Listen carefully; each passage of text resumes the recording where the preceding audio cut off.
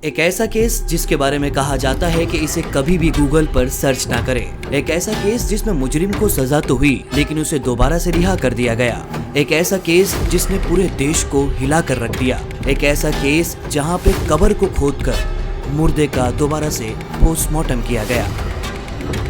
यह स्टोरी 16 साल की क्रिस्टीन ली सिलावान की। क्रिस्टीन अपने माता पिता की एक ही लड़की थी और एक गरीब घराने में पल रही थी। इसके पिता रोजाना मजदूरी करते और किसी तरह अपनी फैमिली का पेट पाल रहे थे। क्रिस्टीन ने हाल ही में अपनी स्कूलिंग कंप्लीट की थी और स्कूल के साथ ही साथ ये अपने धर्म से काफी अच्छी तरह से जुड़ी हुई थी। ये हर संडे को बिला नागा चर्च जाया करती थी। इसके चर्च जाने का टाइम 4 बजे का था। ये शाम 4 बजे चर्च जाती और 7 बजे तक अपने घर वापस आ जाया करती थी। स्कूल और चर्च के अलावा इसके रूटीन में कुछ बीटीएस और एनिमी सॉन्ग और के पॉप म्यूजिक भी थे। वक्त था संडे 19 मार्च 2019। क्रिस्टीन की माँ ने कहा कि मेरे साथ बाजार चलो, बाजार से कुछ सामान लेकर मैं तुम्हें चर्च पर ड्रॉप कर देती हूँ। बिल्कुल वैसा ही हुआ। क्रिस्टीन अपनी माँ के साथ बाजार जाती है। बाजार से उन्होंने कुछ सामान लिया और क्रिस्टीन की माँ ने उसे 3:45 पर चर्च पर ड्रॉप कर दिया। क्रिस्टीन के पिता शाम को 7 बजे के कुछ करीब घर लौटकर अपने काम से वापस आते थे। 7 बजे का वक्त हुआ, क्रिस्टीन के पिता घर वापस आए।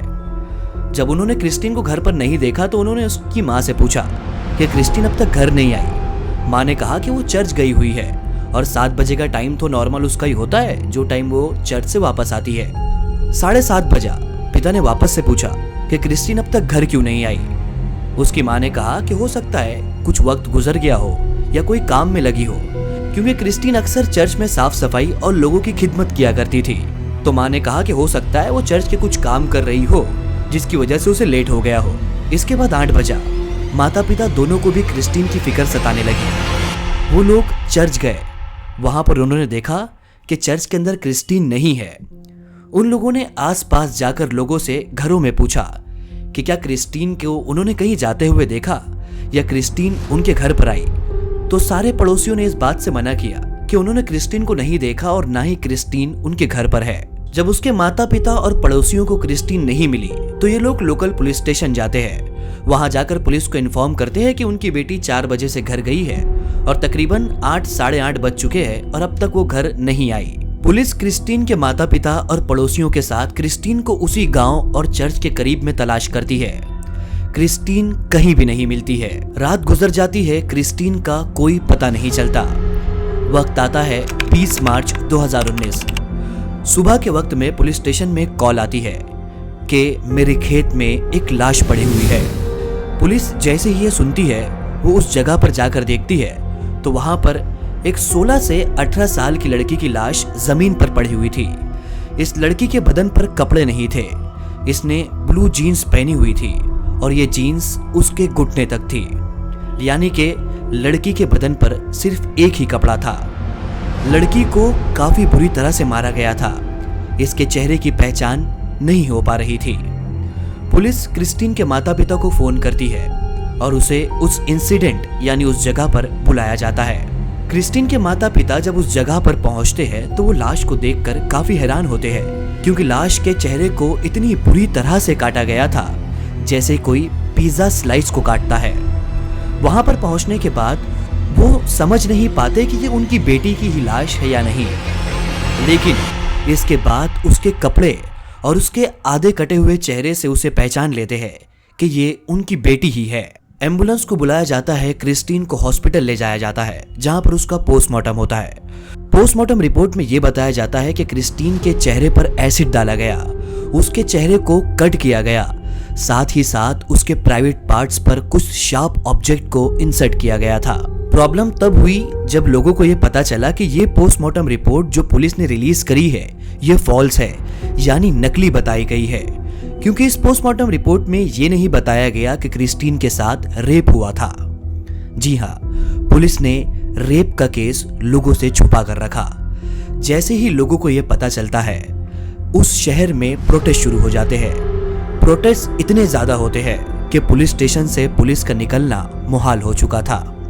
पुलिस ने जब इस केस की सीरियसनेस को समझा तो उसने 2 मिलियन करेंसी का ऐलान किया कि जो भी क्रिस्टीन के आरोपी को पकड़े उसे हम 2 मिलियन फिलीपींस करेंसी देंगे। लेकिन पुलिस ने जब इनाम का ऐलान किया तो इनाम के लालच में बहुत सारे लोग आ रहे थे, जिन्होंने कहा कि हमने क्रिस्टीन को इस लड़के के साथ देखा है, हमने क्रिस्टीन को इस फला के साथ देखा है। पुलिस उसको पकड़कर लाती, उससे पूछताछ करती और फिर उसे रिलीज कर दिया जाता, क्योंकि उनको उस आरोपी के खिलाफ कोई भी सबूत नहीं मिलता था। जब ये केस और भी ज्यादा सीरियस होने लगा तो पुलिस ने इस केस को NBI इन्वेस्टिगेटिंग एजेंसी को सौंप दिया।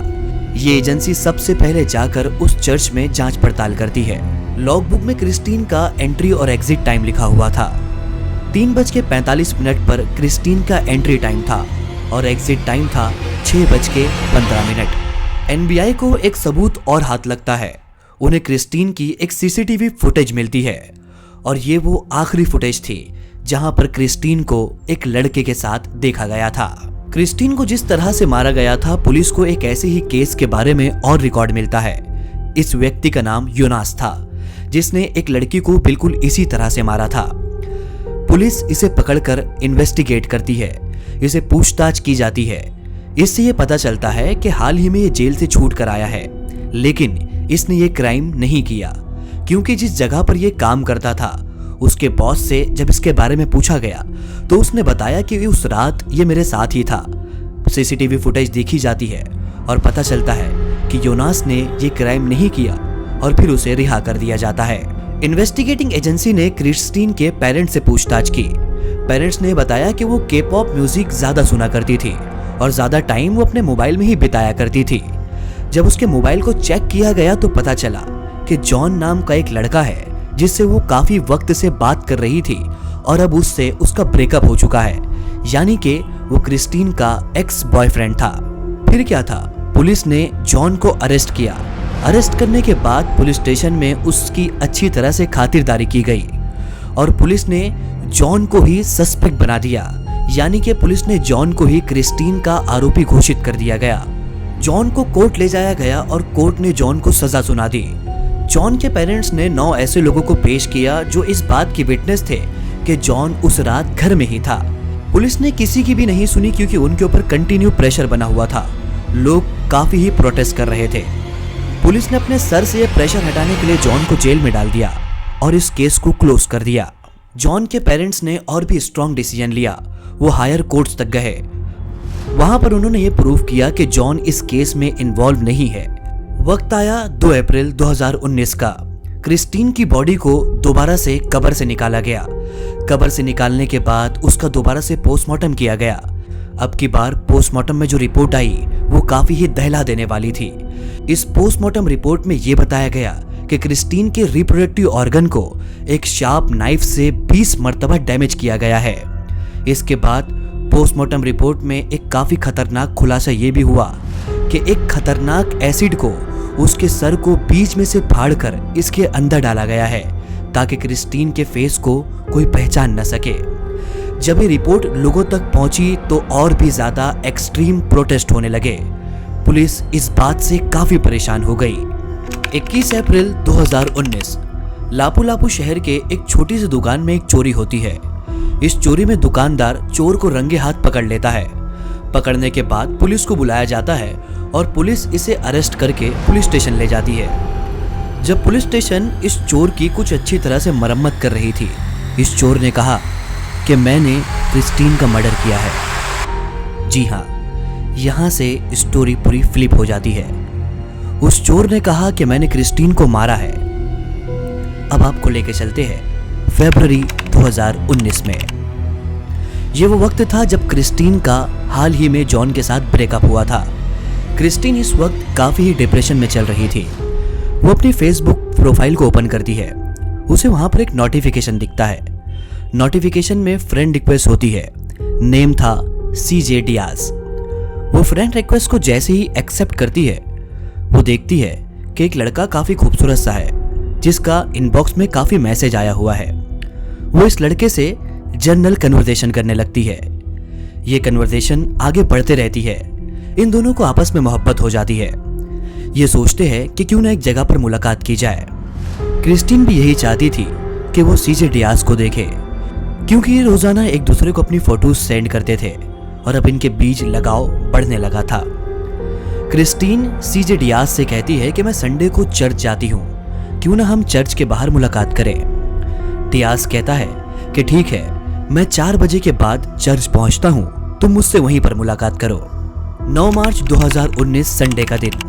क्रिस्टीन हर संडे की तरह घर से चर्च के लिए निकलती है। वो चर्च पहुंचती है और जब शाम का 6 बजता है तो वो डियाज को मैसेज करती है कि मैं चर्च के बाहर ही हूँ, तुम मुझे नजर नहीं आ रहे। क्रिस्टीन चर्च से बाहर निकलती है। वो देखती है कि एक 43 साल का आदमी उसे देखकर हाथ हिला रहा है। वो आदमी उसके करीब आता है और कहता है कि मैं ही डियाज हूँ। क्रिस्टीन काफी शॉक थी क्योंकि वो जिस सीजे डियाज को जानती थी वो काफी हैंडसम, खूबसूरत सा और एक टीनेजर लड़का था जिसकी उम्र 20 से 22 साल होनी चाहिए। क्रिस्टीन उसको देखकर कहती है कि तुम वो नहीं हो जिससे मैं बातें किया करती थी। वो अपनी चैट्स दिखाता है और कहता है कि ये मैं ही हूँ। क्रिस्टीन कहती है कि मुझे तुमसे बात नहीं करनी और ये कहकर वो चर्च से घर की तरफ निकल जाती है। शाम का 6, साढ़े 6 बज रहा था। ये वक्त ऐसा था कि जब पूरी तरह से ब्लैकआउट हो चुका था, यानी कि सड़कों पर कम ही लोग थे। सीजे डियाज जो पहले से ही शादीशुदा था, जिसके 4 बच्चे थे, अब ये क्रिस्टीन का पीछा करने लगता है। जो सीसीटीवी फुटेज हमने आपको स्टार्टिंग में दिखाई, ये वही लास्ट फुटेज है जहां पे सीजे डियाज और क्रिस्टीन को आखिरी मर्तबा देखा गया। और ये कोई सीजे डियाज नहीं बल्कि 43 साल का रोनेटो था जिसे पुलिस ने चोरी के जुर्म में पकड़ा था, जिसने अपना जुर्म कबूल किया था। इस रोनेटो ने क्रिस्टीन का पीछा अभी भी नहीं छोड़ा। ये क्रिस्टीन को रोक कर कहता है कि मुझे तुमसे बात करनी है, लेकिन क्रिस्टीन अपनी जान बचाकर अपना हाथ छुड़ाकर आगे की तरफ भागती है। ये क्रिस्टीन का हाथ पकड़ता है और उसे खींचकर करीब ही एक खेत में लेकर जाता है। इस वक्त ये काफी भारी नशे में था। नशे की हालत में इसने क्रिस्टीन का बलात्कार किया। बलात्कार करने के बाद इसके पास एक चाकू रखी हुई थी। इस चाकू से सबसे पहले इसने इसके फेस पर वार किया। फेस पर वार करने के बाद ये इसके प्राइवेट पार्ट में चाकू को तकरीबन 20 मरतबा डालकर उसे सर्कुलेट करता है। लेकिन इस वक्त इसे डर था कि कहीं कोई क्रिस्टीन को उसके फेस से पहचान न ले। ये अपने घर जाता है। घर जाने के बाद ये कपड़े चेंज करता है। चेंज करके ये एसिड लेकर आता है और क्रिस्टीन के सर को फाड़कर उसके अंदर एसिड डाल देता है। रोनेटो ने अपना जुर्म कबूल कर लिया था। अभी इसके कोर्ट के ट्रायल चल ही रहे थे कि 25 मई 2019 को रोनेटो ने खुद को सेल के अंदर ही फांसी लगा ली।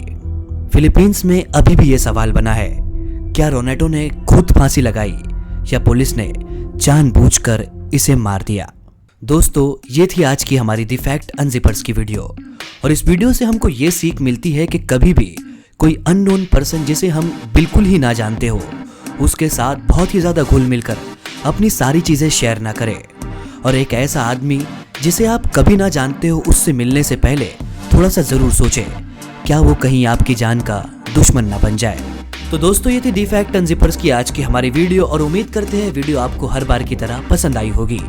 हमारे चैनल को जरूर लाइक करें और हमें सब्सक्राइब करें और बेल आइकन को जरूर प्रेस करें ताकि ऐसी ही अमेजिंग स्टोरीज की नोटिफिकेशन आपको वक्त रहते मिल सके और हमारी ऐसी वीडियोस आपसे जरा भी मिस ना हो। मुलाकात करते हैं हमारी आने वाली अगली वीडियो में। तब तक के लिए टेक केयर।